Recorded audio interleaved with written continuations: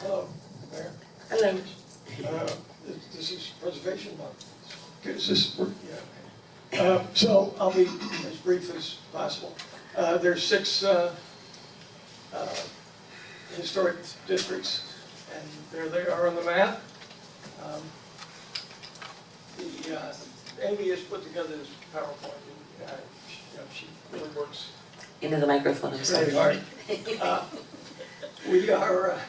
We recommended the commission, we do the comprehensive plan amendments, zoning regulation changes, and annexations.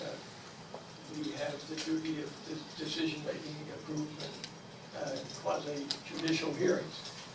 Certificates of appropriateness, major site plan review and commercial development, conditional land use and variances. And we are considering appeals as well. Over the year, from January to December, we've had 12 meetings, workshops with planning and zoning, and we've had training with ethics, sunshine laws, bylaws, procedures, and case studies. How am I doing on time? As the department is very busy, we've reviewed 53 reviews, including conceptual and continuances. Administrative COAs, we did 207, which is all on Amy. So we actually did the COAs for exterior alteration, 12 windows, doors, 11 new construction, 7 roof replacements, 2, and I'm surprised at that. And additions, 1. Ad valorem tax exemptions, we approved 4, which is nice to see, because people are really investing in the historic districts. Variances 1, rezoning 1, and appeals we had 3. Grant application, which Amy is still working on and is going to be successful. On the survey of our historic districts. This is one of the projects that was approved earlier and adds to our tax base. This is the Gulfstream, which is one of our larger and most serious issues. Looking forward to adding to our tax base again. Other new construction that is in town, construction. Some of the properties that we've reviewed downtown and still in the process of summer, still in the process. New construction as far as homes go. Again, new construction in the historic districts. These are before and after pictures of some of the homes that are in the historic district, and a significant difference. Investment. Again, the historic districts are an incentive to invest. The before and afters are significant, even to the neighborhoods. And that's it for the clicker. I'm going to turn it off. And I'm the Herbert Bumps, the chairman, and I have the pleasure of working with Darren Engel, who's the vice chair, Judith Just, Tom Norris, Aaron Fitzhugh, Jimmy Zellner, and our newest member, Madeline Sideburn. This is Preservation Month. We meet the second Wednesday of every month, and we have a public comment at the end of our meetings, which at the end of the business part of it, we have some enthusiastic conversation about what our duties are. I want to say that the staff is professional and helps, really does help with input to design standards. They have to work with standards that are set down by the state and federal standards and guidelines. Some of our most difficult issues are the roofs that are changing, the windows. We have issues with fences, and demolition is becoming an issue. We've seen the picture of the Gulfstream, and that's in progress. I want to say that the May 18th, we're going to have a workshop on historic preservation here at 6 o'clock. And it's open to the public, and I hope we have open and frank and honest discussion on historic preservation. The tax exempt program is a great incentive to invest in historic preservation. I mentioned the board members. The boards are your neighbors volunteering their time to work with staff and applicants to maintain the historic integrity of buildings and the impact of preservation on each of the 6 districts to enhance the charm and characteristics of our neighborhoods. The board recognizes that historic properties and neighborhoods are not frozen in time. The board needs to work to honor the past and to make preservation part of the future. We welcome investment in historic neighborhoods and work with staff and owners to accommodate compatible improvements. The integrity of the purpose of our challenge is to balance with reasonable consideration of value, design characteristics, sense of common community pride are what we strive for, is balance. Any questions? I won't take a lot of, I'm sorry. I don't want to take a lot of time from this because we will be having a workshop. Right. But I just want to say that, the majority of phone calls that I do receive in reference to historic properties are exactly that. Roofs, windows, and fences.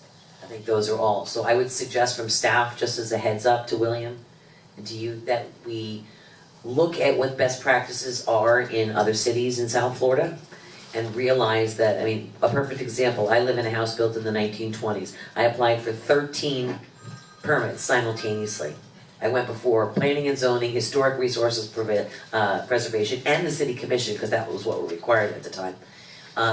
So I understand. They had suggested that they would prefer that I put up a wall around my property. And I gladly suggested back, that sounds dandy, but will you be paying $35,000 to put up the wall around my property? That's always an issue too, and the affordability of it. I know that we at times would prefer something, but what are the legalities of what is actually required? What are our neighbors doing in everywhere from West Palm and other local communities, Lantana, Miami? What products are being utilized now that are retrofitted for historic purposes? And let's get up to speed, because it seems to be a bone of contention in a lot of the cases that come before you guys. And I don't want to be the island in this. I want to be the best practices that are happening across the South Florida region based on climate, hurricanes, other types of situations. In a perfect world, I wish I could have put that wall up.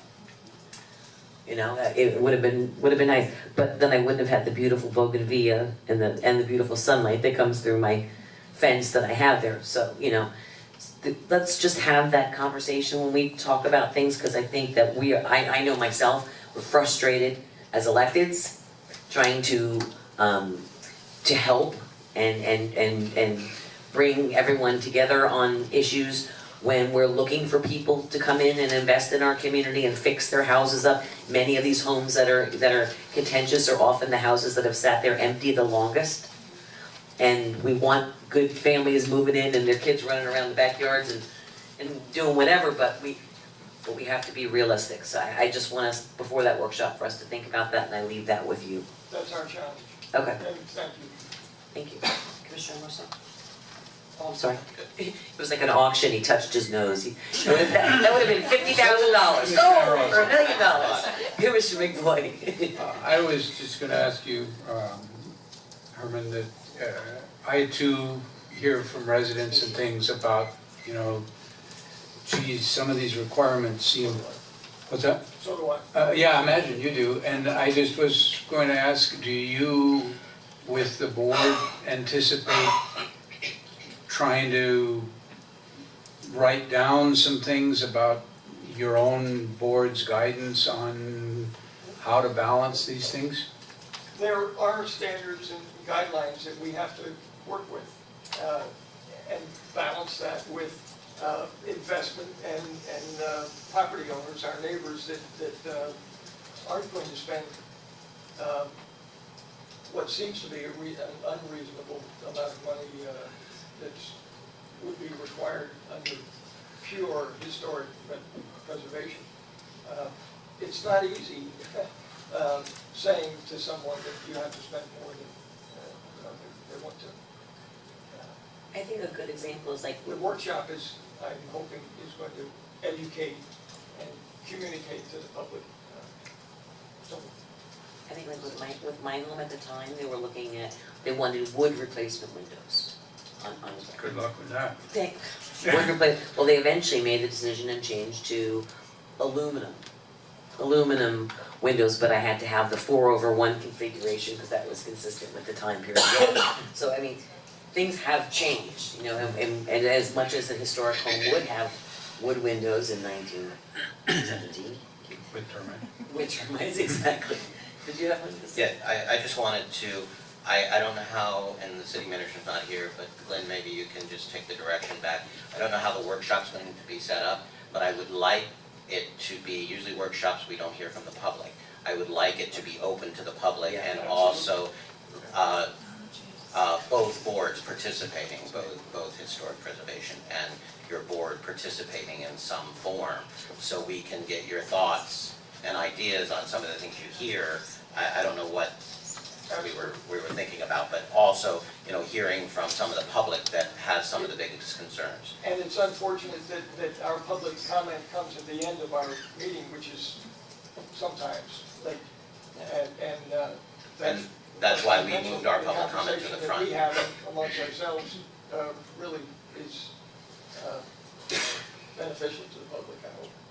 Well, I'd like to interject, as William Waters, Community Sustainability Director, it's a little disingenuous to expect that all the issues that we need to cover will happen at the workshop on the 18th. Why not? Our goal was to have the Preservation Board and staff enumerate the areas of concern that we've had and run into, where we might be able to make some modifications to our guidelines or our ordinance, how we move forward, what intrinsic characteristics and attributes to our district we want to preserve. And we are also going to be working on 4 public meetings in June. We will be scheduling, working with the city clerk's office and the various, and I haven't been able to get this on my agenda yet, but working with the neighborhood associations that are affected by the 6 historic districts, and have 4 separate meetings where we can really entertain a productive dialogue with the residents, because each district seems to have different issues that they find troublesome or a challenge, and they're not all the same. And so we are going to be scheduling it, may run into July, because we would not want to conflict. We would like, if you want to come to those meetings, you're more than welcome to. Also, board members. And what we wanted to be able to have as much time as the public might want, and trying to lump all 6 and the board's education in one meeting. We're not going to be able to accomplish that much in one evening, so we wanted to spread it out over 5, and then come back and sort of synthesize what we ascertain from those 5 meetings, and then have a workshop with you all to give you some idea of where all the things might be, because it may affect comprehensive plan changes, it might affect the LDRs, it may even get into, we don't even have Lake Forest specific design guidelines, so we have been aggressively trying to ask for a grant for 4 years now, and there were requests before I got here. We may have to just bite the bullet and initiate some of those guidelines ourselves, and hopefully that will be the impetus for the state to help subsidize the completion of it. But it's a very complicated topic. We also want to try to cover being climactic issues that are unique to Florida. And we may have some news on that because we've sponsored Amy to apply for a fellowship with a group to write a paper and a study on how do we marry the goals of climactic change, impact, South Florida, water, age, historic preservation, because preservation is looked at as a panacea. It's all sort of the same throughout the whole country, and Florida has some unique issues that we struggle with because of the rules that we have, which come down from the state and the federal government, very much like the sober home issue.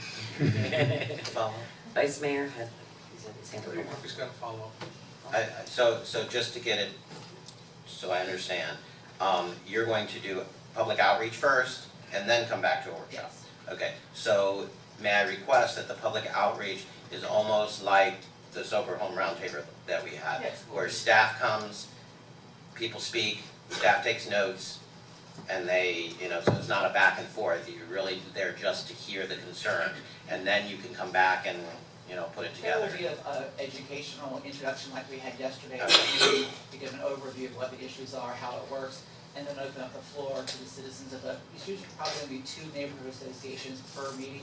Okay. I think one will be unique, one on its own, and then we'll, gather input and information and questions and suggestions from that group. Great. Calculate it all and put it all together for a report to you all at your workshop, and then you can give us some direct policy direction on what you might like us to do. And could you just public notice those so we They will get it on be. our calendar? That's the challenge, is making sure that it can be publicly noticed and that you're available, because your calendars are really booked. We're getting into budget season now. Yes. Vice Mayor? Thank you. Thank you, Commissioner Ambrose, because that's exactly what I was going to suggest, that before anybody starts telling the 5 of us what the needs are, we need to hear from the public first. And also, I'm particularly interested in how we're going to get the word out and make sure that every single property owner within those boundaries knows, without any shadow of a doubt, that these meetings are taking place and have an opportunity to come. And I don't know how we have to do that, but I know that when we had the bond referendum, we had dozens of meetings, and we only had a fistful of people show up to these meetings. Okay, and I want to make sure that that's not the case with this historic preservation effort. And I've got a couple of comments. First of all, many of you may not know, but I voted against the establishment of historic designated neighborhoods back in the day, because I foresaw a lot of the issues we're talking about today then. I think there was a rush back in 2001, 2002 to push this through, and I think we are unfortunately dealing with some of the unintended consequences of that hasty decision. But that being said, one of the things I want to have staff look into, and maybe the legal team look into as we go forward, is the responsibility, if there is a legal responsibility, of the realtor community to disclose to somebody that they've got a listing and is in a historic district. There is, I can already answer that question for you, yes. Well, there we've got to is. do a better job of making, because how many people I talked to didn't realize when they bought their home that they're going to get caught up in this nonsense, okay? Oh, well, I'm getting to you. You're next. Also, I understand that you're applying for a grant to remap, or what's this $25,000 grant? We did 2 grant applications which you approved in consent at the last meeting. One was to continue our survey work in phase 2. We already received 1 grant to do survey for phase 1. That should be initiated this summer. The other grant application is to initiate the design guidelines that I was speaking of earlier this evening. Now, what exactly is a survey? It is to go out and look at what our resources are, the condition that they're in, which ones are still contributing, which ones may need to be reevaluated and go from non-contributing to contributing, and also look at whether our boundaries are defensible. There's also going to be a request. Our survey work west of Dixie Highway is very weak, and many of our resources that are 50 years old or older after 1950 have never been surveyed in that area of the city, and there is some percolating interest in whether or not a historic district would be viable or appropriate for west of Dixie Highway, but we have no data to go on with that. So you're going to survey west of Dixie to create another historic district? It was not my intention. I've been asked to look at that, and it will be up to you. Who asked you to do that? There have been some comments made that it is unfair in the city that we have all our historic districts east of Dixie Highway. Who specifically has requested that take place? I'll mention that I've mentioned it to the department about is there an interest in Weston Dixie?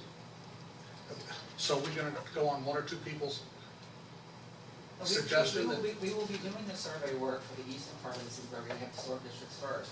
But under a comprehensive approach, we do need to have some idea of what resources we have on the west side. And if the neighborhood is supportive of there being a district there, they should have the information on which to base that decision. and we're We not gonna don't do it the way have we did right now. before, right? Pardon me? We're not gonna do it the way we did it before. The way we did it before is probably why we are in the problem that we are now. Okay, and let me finish up. Let me finish up. I would suggest that you take, make a grant application and do a study on the financial impact, the positive financial impact that historic districts have made in this town. I want to know how property values have gone up in a quantifiable manner, and how much investment the city has, you know, gleaned from this effort, because my suspicion is it's not that much, if at all. And, you know, it just seems like we're spinning our wheels here. You know, historic preservation is great if you're 150 years old on a battlefield somewhere. I don't know that we've done a permit study, but probably the largest percentage of permits for any reconstruction or improvements have been primarily in But I'm talking about overall property values, you know, compared to where they were 14 years ago or 13 years ago, whenever we. the cottages of Lake Worth have obviously recognized the importance of historic preservation. You know, the bottom line is, you've heard me say this before, we have a lot of challenges in our community. Blighted neighborhoods and just keeping up with basics. And adding more to the historic preservation process doesn't seem like the best, highest use of our resources and our time, if we can't quantify the positive financial impact it's had on the city. And we need to clean up some of the issues we've had, you know, the subjectivity that goes oftentimes with these hearings, and folks leaving feeling confused and distraught, and wondering whether or not they're gonna have to put up a $35,000 wall. I've had people call me because they got a letter suggesting this type of shingle or this type of application, And that's the purpose of our citizen board. people should not be getting a letter like that. They should be told, these are the standards, which one do you want to pick? Well, let's talk about that at our Okay, workshop, let's do that. okay? Thank you, guys. Thanks, guys. Thank Thanks you very very much, Okay. Herman. Well, I just That's want to it. make sure that that grant is considered to do the study on the economic impact. Look forward to the 18th of May All right. and the workshop for education purposes. Okay, thank you. Commissioner? Just a quick one. Thank you for, if I heard it, if I think I heard it right, that one of the proposals that I guess you're going to involve is a research study a little bit of how do you mix climate change and historic preservation and interact those things, which is pretty interesting. Did I understand that right? Yeah. It's a fellowship, and hopefully Amy will get awarded it. I think her application is very, very strong, and it will be beneficial to all the historic districts in South Florida. Just a correction, Mantown does not have a historic preservation program, but Point Beach does. So we can compare and look at best practices of all of those, but many of them work the same, and a lot of the issues that we are struggling with, all the historic Sure. programs programs in South Florida are because you have competing goals that don't necessarily are mutually compatible. Yeah, no, there are challenges, there are benefits, and there is some costs. And be sure to let them know too, when you're renovating your house in historic fashion and taking the advice of all those things, that there are tax breaks and things that are available now, because $250,000 later. Those were never shared. In fact, we were actually told that there were no breaks back at the time. Maybe they weren't then, I don't know. Maybe that's changed. Right, yeah, Or they were division. exactly. So just let's work on that with the public. Okay, Commission